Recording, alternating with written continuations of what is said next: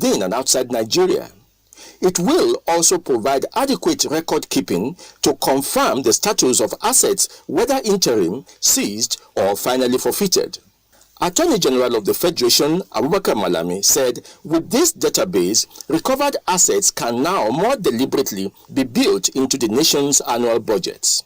That transparency aspect of it is further re-established and reenacted by the fact that for the first time, recovered assets are now dedicated to particular and specific arrangement and tied to projects.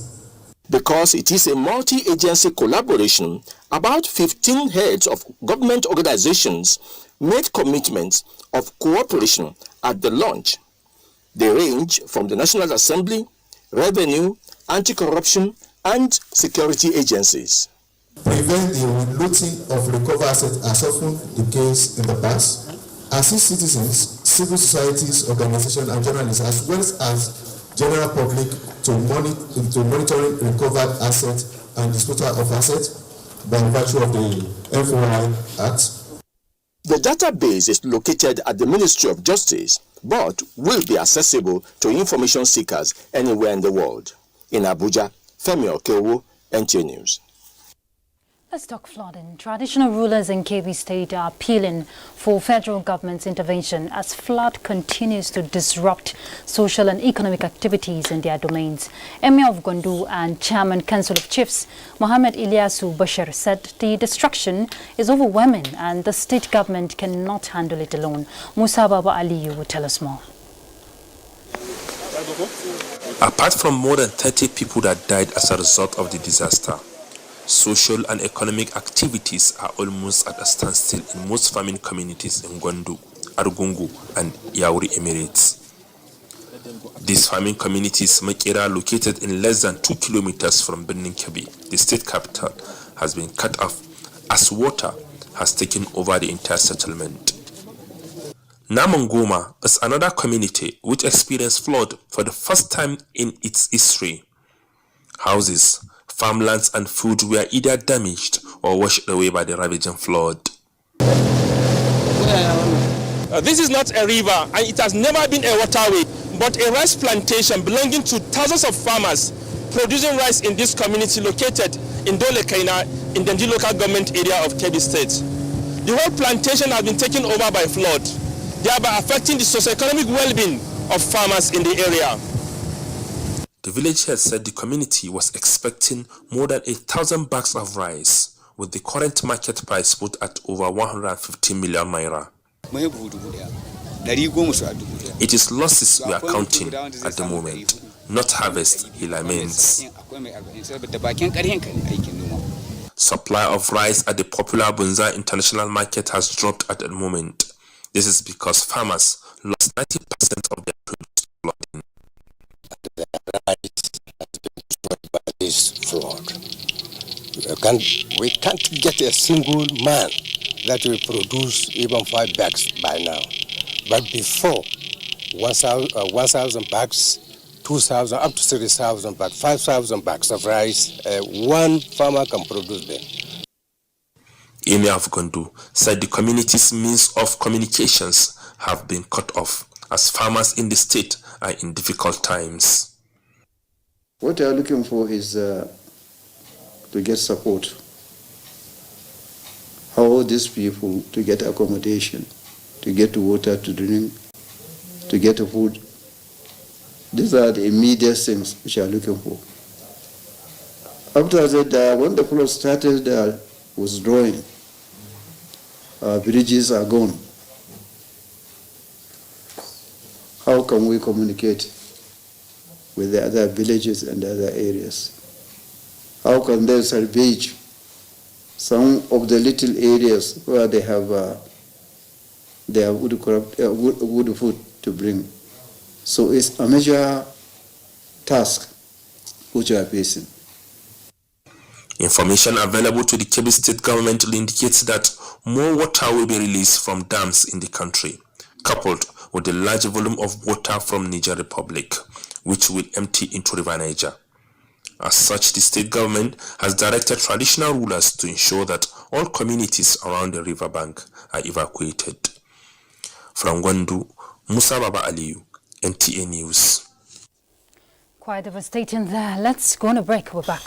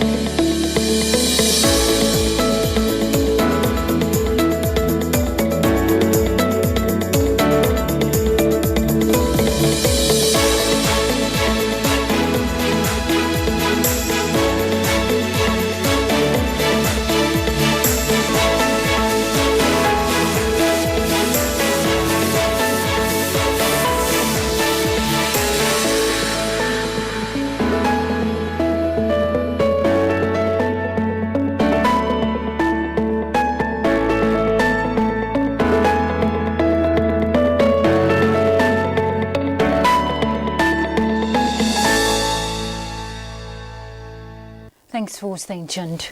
The World Health Organization has launched a global campaign emphasizing health worker safety as a prerequisite to patient safety. The campaign is urging stakeholders to redouble efforts in making healthcare safer for everyone as the global community observes 2020 World Patient Safety Day. Ifoma Ahikwoje reports. Seeking health care, reports show that thousands of patients across the world suffer avoidable harm, while some others are put at risk of both physical and emotional injury. So many patients that are coming in and the swift attention sometimes is not always there. Recognizing patient safety as a global health priority, the World Health Organization has launched out to increase public awareness and spur global solidarity and action to promote patient safety. Some health workers say it is an obvious call to duty. It's a health code, in our Hippocratic oath to maintain patient confidentiality. So it's very important that while discussing and talking with the patient, that all that he divulges concerning himself or any other matter is kept privately, and give them the utmost medical assistance that is necessary. Sometimes they will complain that they don't have money for drugs, and we are like, get money from our pocket to assist them. So we can go that way to see that they are being protected. However, with the current realities of the risk health practitioners face, particularly healthcare-associated infections and other hazards, the need to speak out for their welfare and safety as a prerequisite to patient safety has been brought to the fore. We come out every day, we don't know who you are meeting, you don't know who you are seeing, because the truth is many times the patient will give you the entire history, so you are at risk. Protecting us, making us understand that we are protected, giving us all the things that we need to protect ourselves, will motivate you to come and meet these patients. It is against this background that the 2020 World Patient Safety Day seeks to engage multiple stakeholders and adopt multimodal strategies to raise global awareness on the importance of healthcare worker safety and its interlinkage with the patient safety. The slogan for the celebration is Safe Health Workers, Safe Patients. Ifoma Ahikwoje, NTA News.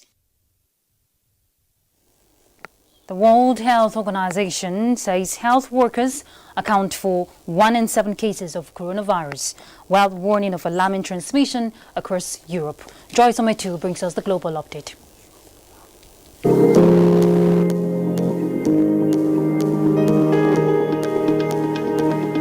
The World Health Organization Chief Tedros Adhanom Ghebreyesus has said there are now more than 170 countries participating in its plan to distribute vaccines fairly around the world. Ahead of Friday's deadline for entry to its COVAX vaccine facility, the WHO chief said that more than 170 countries had joined, gaining guaranteed access to the world's largest portfolio of vaccine candidates. Meanwhile, 1 in 7 cases of COVID-19 reported to the World Health Organization is a health worker, and in some countries that figure rises to 1 in 3. The agency on Thursday advocated that frontline medical workers should be provided with protective equipment to prevent infection and potential spread to their patients and families. The health body added that countries should sustain the 14-day quarantine period for anyone exposed to coronavirus. Now, this comes as Europe is witnessing alarming rates of transmission of COVID-19, exceeding those seen at the peak of the pandemic in March. Now, turning attention to China, Wuhan has reopened for international flights, ending an 8-month suspension since the virus first emerged. Meanwhile, the city has now largely brought the spread under control. Statistics by Worldometer show that there have been 30,169,446 confirmed cases of COVID-19 in the world, with 947,304 fatalities. Africa has 1,381,608 cases, 33,330 deaths, and more than 1 million recoveries. Of those numbers, Nigeria accounts for 56,604 cases, 1,091 deaths, and 47,872 patients treated and discharged. And that's a global update on COVID-19. I am Joyce Ometu.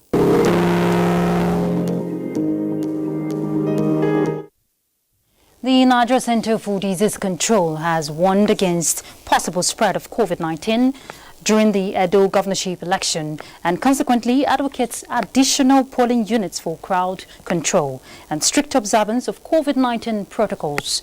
This was during the daily Presidential Task Force COVID-19 briefing for Thursday.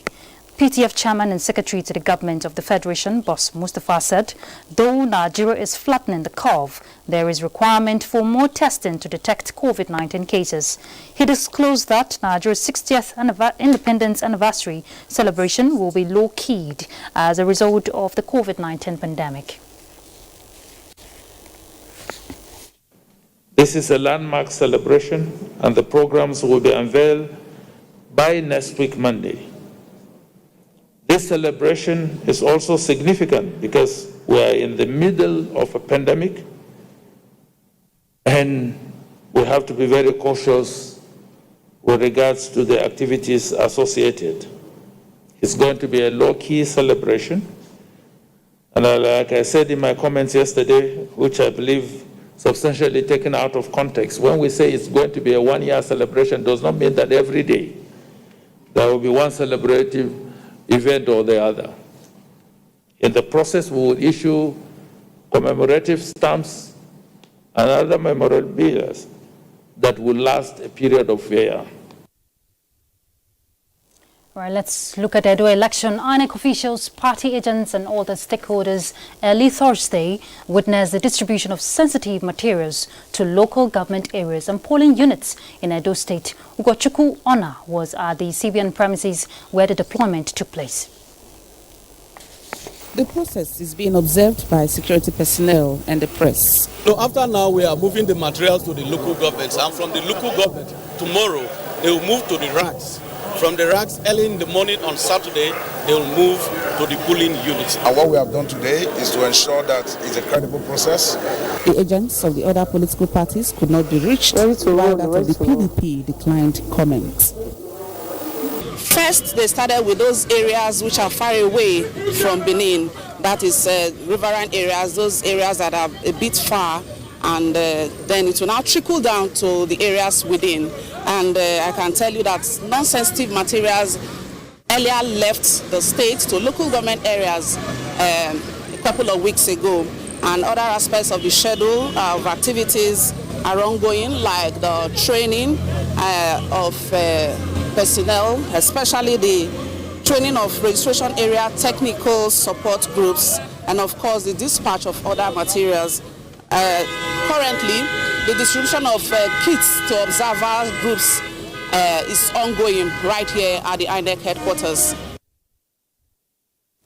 And more on the Edo election, the chairman of the All Progressives Congress, caretaker and extraordinary National Convention Committee, and governor of Yobe State, Mai Malabuni, has appealed to electorates in Edo State to support the conduct of peaceful election and avoid issues that are inimical to peace in the Saturday polls. The chairman, in a statement by the Director General, Press and Media Affairs to the APC caretaker chairman, Mamman Mohammed, directed the party supporters, including those of the opposition opposition political parties to shun violence and any activity that contravenes the provisions of the electoral law. In another development, the Independent National Electoral Commission has restated its stance towards the conduct of a credible governorship election in Edo State this Saturday. National Commissioner in charge of Election Observation and Party Monitoring Committee, Professor Antonia Simbin, stated this while receiving the National Working Committee of the People's Democratic Party at the Commission headquarters here in Abuja. And Timothy Yusuf reports. The clock is gradually ticking towards the September 19 governorship election in Edo State. Members of the National Working Committee of the PDP are at the INEC headquarters to submit a position paper ahead of the election. To conduct free and fair election. That's all we're demanding. Free and fair election, transparent election, credible elections. INEC on its part says it has put adequate measures in place for a hitch-free poll. On Saturday, we may not all be in Benin, but we are going to operate a virtual situation room where we will be seeing all that is going on at all locations, and we'll be dealing with problems as they arise. I think that is already a very high level of openness of the process. The election umpire, however, cautioned political actors to play the game according to the rule. In Abuja, Timothy Yusuf, NTA News. And we're done. Thanks for your time. I'm Ruth Aguele. We'll leave you with this message. Bye.